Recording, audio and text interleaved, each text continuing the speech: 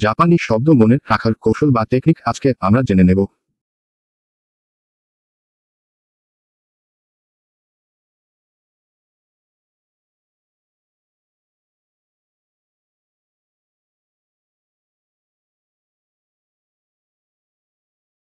অনেক সময় আমরা মুখস্থ রাখতে পারি না।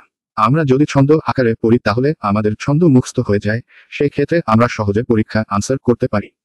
জাপানিরা জুডো, কমফু, কারাতে খেলে হারিকেন সহ রিকশায় করে হাসনাহেনা ফুল নিয়ে প্যাগোডায় যায়।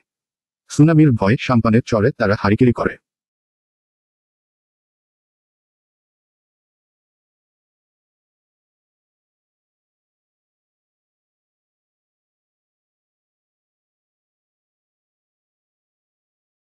Judo, kung fu, karate, hurricane, rickshaw, হাসনাহেনা, প্যাগোডা, সুনামি, সাম্পান, হারিকিরি।